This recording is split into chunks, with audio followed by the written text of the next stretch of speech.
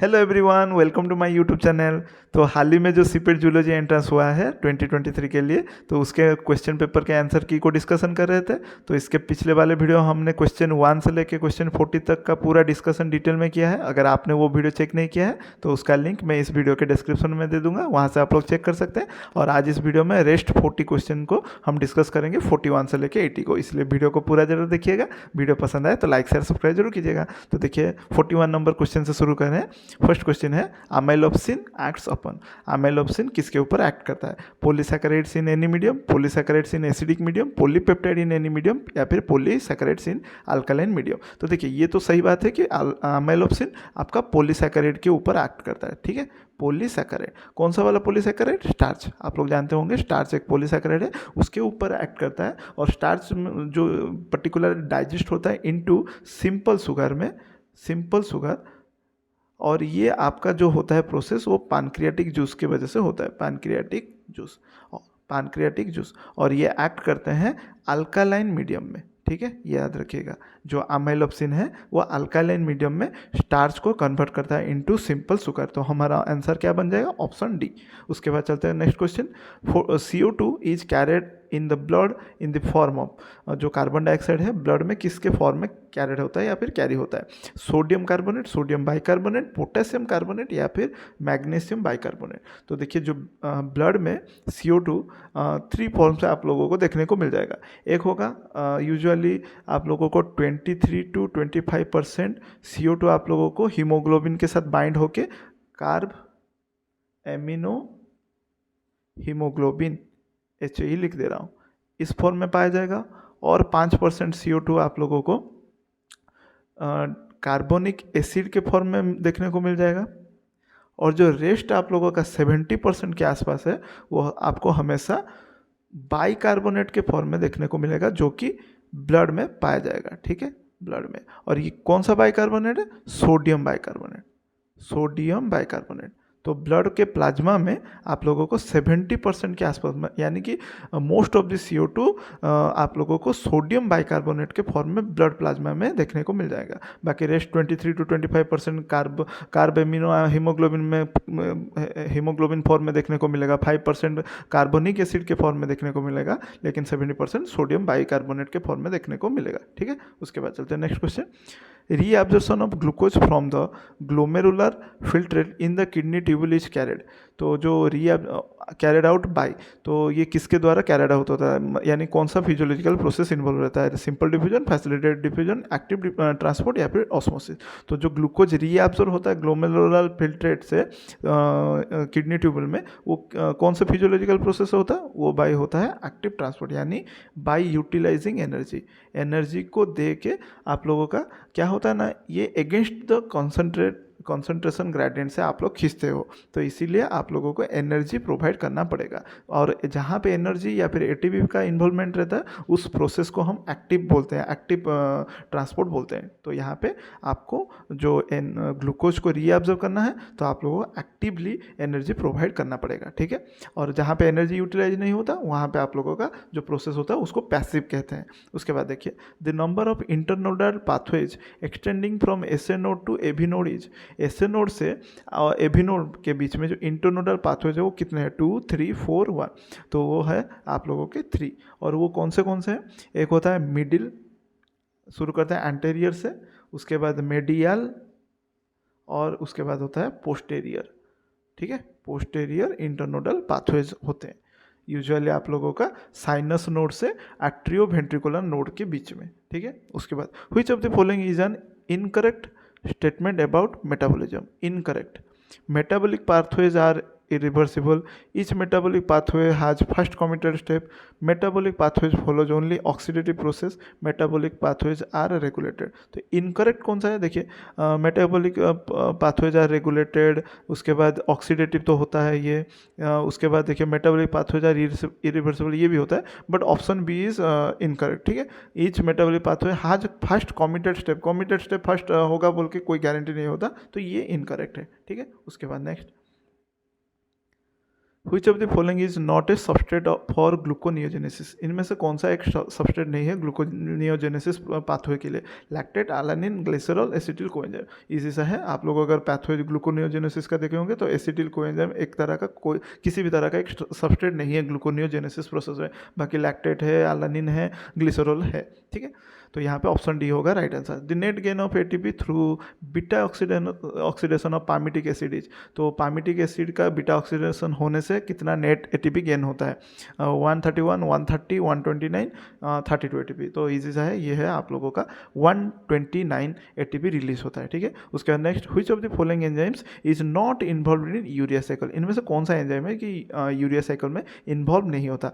कार्बेमिल phosphate synthetase, या फिर आर्जिनोसक्सिनेट lyase, या फिर आर्जिनोसक्सिनेट सिंथेटेज, या फिर सक्सिनेट डीहाइड्रोजनेज। में ये ऑप्शन हटा दे रहा हूँ। ये तो आप लोगों का जो आंसर है यहाँ पे जो इन्वॉल्व नहीं होता यूरिया साइकिल में वो है ऑप्शन डी, सक्सिनेट डीहाइड्रोजनेट। ठीक है, बाकी आप लोगों का ये तीनों के तीनों यूज़ होते हैं यूरिया साइकिल में। साथ में और एक मैं ऐड कर दे रहा हूँ आपका, और एक होता है आर्जिनेज। ठीक है, आर्जिनेज। ये चार आप लोगों का काफ़ी ज़्यादा इंपॉर्टेंट है और निथिल बोल रहा हूँ यूरिया साइकिल में। ठीक है, कार्बेमिल फॉस्फेट सिंथेटेज, आर्जिनो सक्सिनेट लाइज, आर्जिनो सक्सिनेट सिंथेटेज और आर्जिनिनेज। उसके बाद next question, which of the following is a classical uncoupler of electron transport? so ETS और ETC इलेक्ट्रॉन ट्रांसपोर्ट सिस्टम और चेन का कौन सा वाला अनकपलर है? एंटीमाइसिन ए, या फिर थर्मोजेनिन साइनाइड, या फिर सोडियम एजाइड। तो देखिए यूजुअली क्या बोला जा रहा है, अनकपलर यानी एक तरह का जो ये केमिकल है वो क्या करता है ना, डिसिपेट करता है, प्रोटॉन ग्रेडियंट को वेस्ट कर देता है, जिसके वजह से आपका जो reduction in the amount of ATP generation, ATP जो जनरेट होता है वो रिड्यूस हो जाता है। और उसको कौन करता है, अनकपल कौन करता है? सियानाइड। ठीक है, सियानाइड रेजिस्टेंट भी बोलते हैं, जो कि ETS को हाल्ट करता है। उसके बाद which of the following makes eukaryotic DNA replication different from prokaryotic DNA replication? इनमें से कौन सा पॉइंट है जो कि यूकैरियोटिक डीएनए रेप्लिकेशन को अलग बनाता है प्रोकैरियोटिक डीएनए रेप्लिकेशन से? Use of DNA primer rather than RNA primer, use of different enzymes for synthesis of lagging strand and leading strand, replication is discontinuous rather than semi discontinuous, या फिर by directional rather than unidirectional. तो देखिए आप वो चाहे prokaryotic हो चाहे eukaryotic हो, वहाँ पे तो डीएनए प्राइमर तो यूज़ होगा ही होगा। ठीक है, use of DNA primer rather than RNA primer. तो नहीं यहाँ पे देखिए आरएनए प्राइमर यूजुअली यूज होता है, डीएनए प्राइमर ऐसा कुछ नहीं रेप्लिकेशन में यूज होता है। तो हमारा पूछा गया डिफर क्या करता है, डिफर कहाँ पे करता है? तो हमारा use of different enzymes for synthesis of lagging strand and leading strand, ये तो दोनों में यूज होते हैं। उसके बाद replication is discontinuous rather than semi discontinuous. हाँ, ये हो सकता है, ये वाला ऑप्शन सही है। ऑप्शन डी को भी देख लेते हैं, by directional rather than unidirectional. तो ये तो यूजुअली होता है आप लोगों का। बट ऑप्शन सी में देखिए रेप्लिकेशन इज डिसकंटिन्यूस। तो which of the following makes eukaryotic DNA replication different from prokaryotic? तो डिसकंटिन्यूस होता है यूकैरियोटिक में। ठीक है, यूकैरियोटिक डीएनए रेप्लिकेशन में डिसकंटिन्यूस होता है रादर देन सेमी डिसकंटिन्यूस। तो इसको ऑप्शन नंबर सी को हम क्लिक करेंगे। ठीक है, उसके बाद नेक्स्ट देखते हैं, which of the following RNA polymerase targets only mRNA genes during transcription? Transcription में mRNA genes को कौन सा RNA polymerase टारगेट करता है? RNA pol 1, RNA pol 2, RNA pol 3, या फिर ऑल RNA polymerase 1, 2 एंड 3? तो ये इजी है आप लोगों का। RNA polymerase 2 mRNA, और RNA polymerase 1 है आपका rRNA राइबोसोमल RNA, और RNA polymerase 3 है आपका tRNA ट्रांसफर RNA। ठीक है, याद रखिएगा। Which of the following complexes is generated with the release of snRNP-U4 and formation of lariat in the spliceosome during splicing of pre-mRNA in eukaryotic nuclei? B1 complex, B2 complex, C1 complex, C2 complex। तो मैं इसका check कर रहा था, इसका answer होगा B2 complex।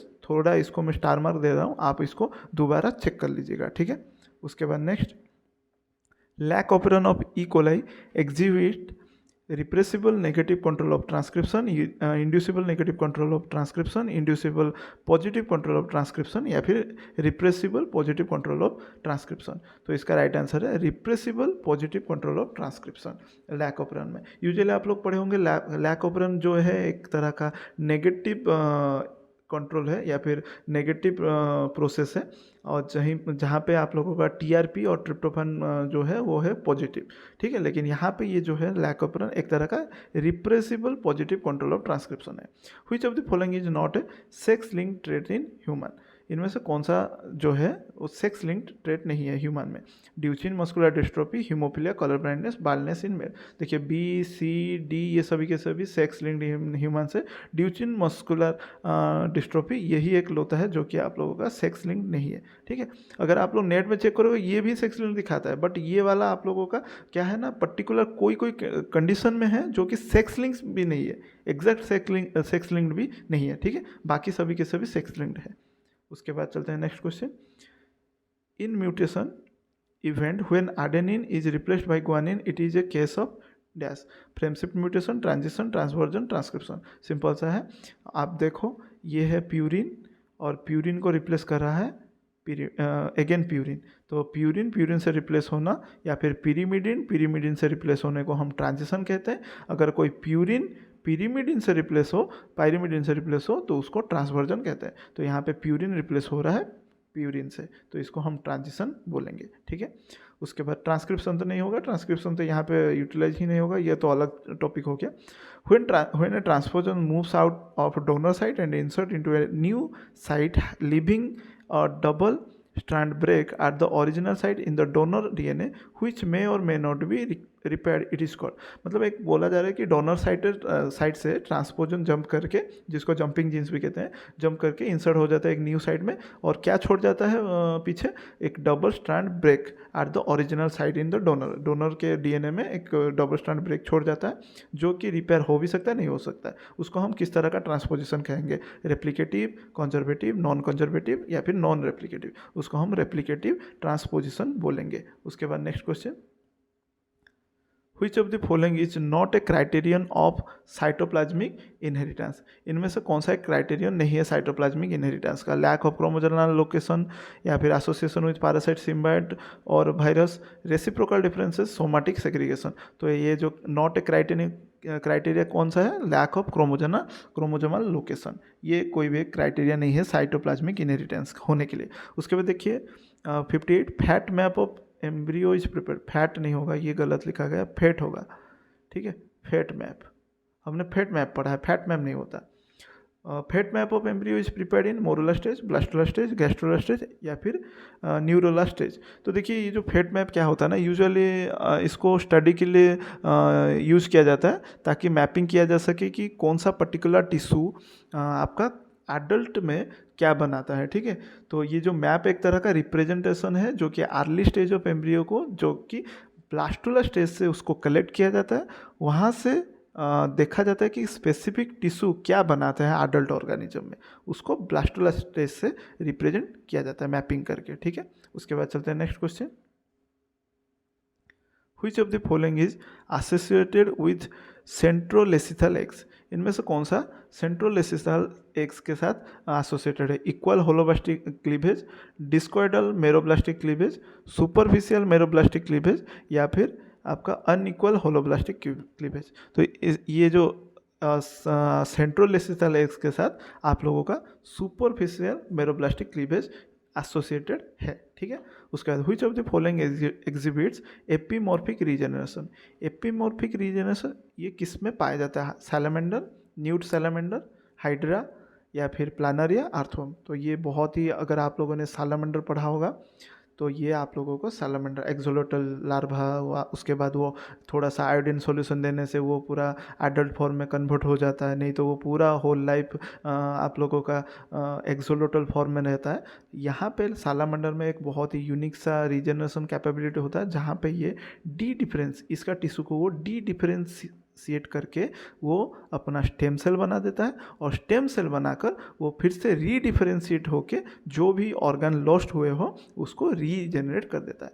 रीडिफरेंशिएट होके वो रीजनरेट करता है, जो भी ऑर्गन, जो भी पार्ट उसका डैमेज हुआ हो या फिर लॉस हुआ हो उसको रीजनरेट कर देता है। और ये इसी फॉर्म को ही हम एपीमॉर्फिक रीजनरेशन कहते हैं, जो कि न्यूट सैलामेंडर में देखने को मिलता है, न्यू सैलामेंडर में। उसके बाद the RNA world hypothesis to explain origin of life on earth was proposed by. आप लोगों को मालूम होगा जब इवोल्यूशन हुआ था पहला जो बायोमोलिक्यूल बना था वो था आरएनए, और आरएनए अनस्टेबल था बोल के इसीलिए डीएनए में वो कन्वर्ट हो गया। तो पहले जो आरएनए आया था इसीलिए वो एक ओरिजिनल ऑफ लाइफ को रिप्रेजेंट करने के लिए आरएनए वर्ल्ड हाइपोथेसिस दिया गया था। तो उसको प्रपोज किसने किया था? ओपरेन हाल्डेन ने, चार्ल्स डार्विन ने, वाल्टर गिलबर्ट ने, या फिर मिलर एंड उरे ने। तो इसका राइट आंसर है वो वाल्टर गिलबर्ट ने प्रपोज किया था आरएनए वर्ल्ड। उसके बाद चलते हैं नेक्स्ट क्वेश्चन।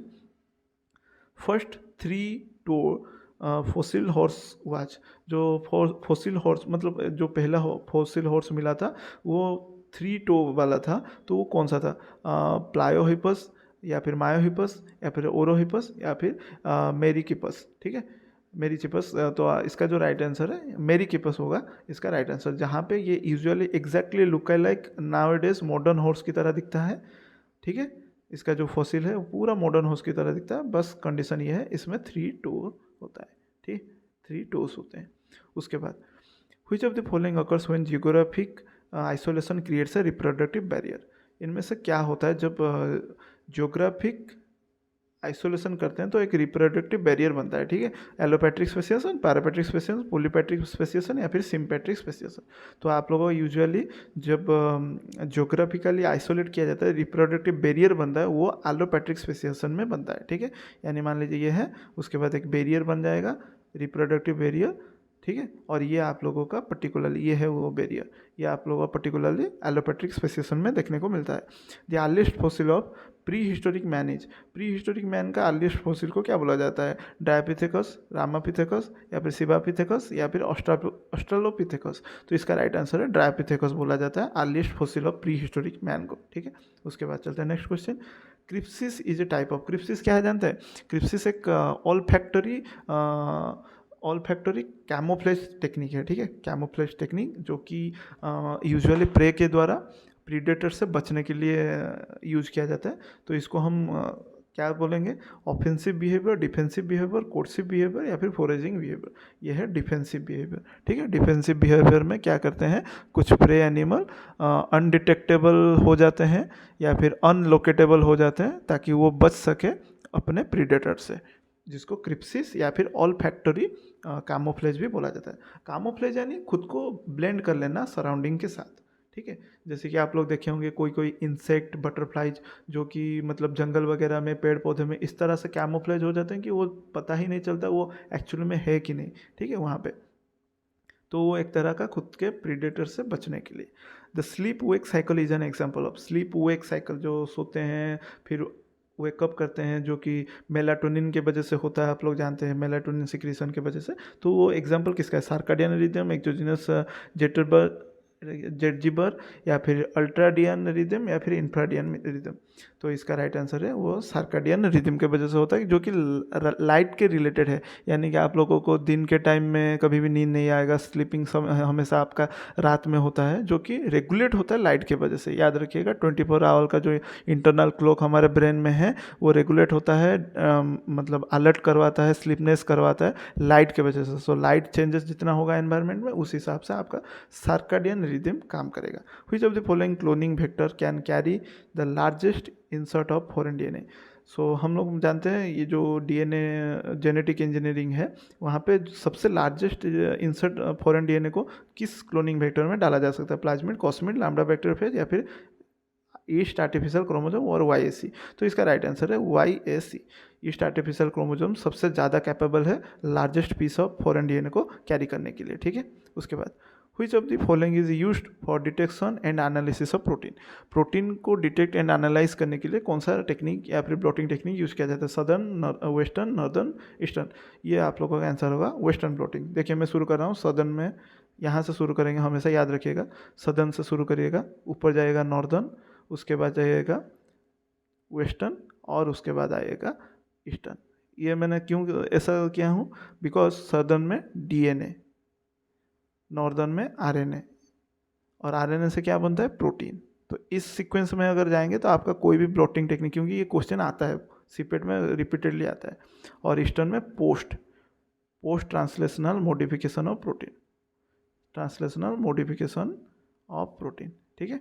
तो शुरू करेंगे सदर्न से, डीएनए बनेगा, उसके बाद आरएनए, मतलब जो यूजुअली हमारा सेंट्रल डॉगमा है उसी के हिसाब से आप सीक्वेंस याद रखिएगा। पहले आप शुरू कीजिएगा साउथ, उसके बाद नॉर्थ, देन आपका वेस्ट, देन उसके बाद ईस्ट में जाएगा, तब जाके आप लोग इसको सही से आंसर कर पाएंगे। उसके बाद which of the following is not a technique use for detection of genetic disorder. Genetic disorder के लिए कौन सा टेक्निक यूज नहीं किया जाता है इनमें से? PCR, DNA sequencing, karyotyping, ectogenesis. तो देखिए बी सी डी सभी के सभी जेनेटिक डिसऑर्डर को डिटेक्ट करने के लिए यूज किया जाता है, सिवाय पीसीआर को। पीसीआर यानी पॉलीमरेज चेन रिएक्शन, जो कि यूज किया जाता है डीएनए को एम्पलीफाई करने के लिए। मान लीजिए आप लोग मान लीजिए कहीं पे क्राइम सीन है जहाँ पे थोड़ा सा ब्लड है या फिर हेयर फॉलिकल है, उसमें से डीएनए बहुत ही कम मिलता है, तो उसी कम डीएनए को हम तो लूज़ नहीं कर सकते, इसीलिए उसी डीएनए को बढ़ाया जाता है ताकि बार बार उसके ऊपर एक्सपेरिमेंट या फिर फिंगरप्रिंटिंग किया जा सके। इसलिए पीसीआर टेक्निक को यूज़ किया जाता है। पीसीआर को जनरली डीएनए फिंगरप्रिंटिंग के लिए यूज़ किया जाता है, पॉलीमरेज चेन रिएक्शन, जो कि 1-2 साइकिल रिपीट करने के बाद आपका numerous number of DNA fragments बनाता है। उसके बाद टिपिकल सिनेप्टिक क्लेफ्ट इज, तो सिनेप्टिक क्लेफ्ट का साइज पूछा है 40 nm wide, 60 nm wide, 80 nm wide या फिर 20 nm वाइड। तो ये यूजुअली 20 to 30 nm वाइड होता है, ठीक है। तो ये होगा ऑप्शन नंबर डी। उसके बाद चलते हैं next, what part of some nerve cell is myelinated. So कौन सा पार्ट नर्व सेल का माइलिनेटेड है? Soma, axon, dendrite, axon hillock. Simple है, वो है आप लोगों का एक्सॉन, ठीक है। तो ये माइलिन क्या है? एक तरह का एक स्लीव है या फिर एक तरह का कवरिंग है, रैप होता है नर्व सेल के चारों तरफ, और ये एक तरह का प्रोटेक्टिव लेयर भी है जो कि लिपिड से बना हुआ रहता है, लिपिड और प्रोटीन, जो कि काम है इसका एक्सॉन को प्रोटेक्ट करके रखना, ठीक है। लिपिड प्लस प्रोटीन से बना हुआ रहता है myelin sheath. The nature of conduction of nerve impulse is, so जो नर्व इम्पल्स कंडक्ट होता है वो किस तरह का नेचर होता है? उसका मैकेनिकल नेचर होता है, थर्मल, इलेक्ट्रोकेमिकल, केमिकल। अब आप लोग स्कूल से पढ़े हुए आए हैं, वो इलेक्ट्रोकेमिकल नेचर का होता है।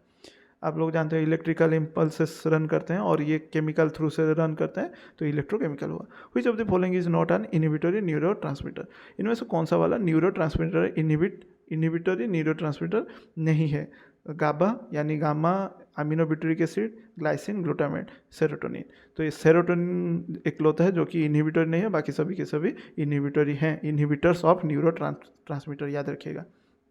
उसके बाद binding of a signalling molecule to which type of receptor leads directly to a change in distribution of ions on opposite side of the membrane.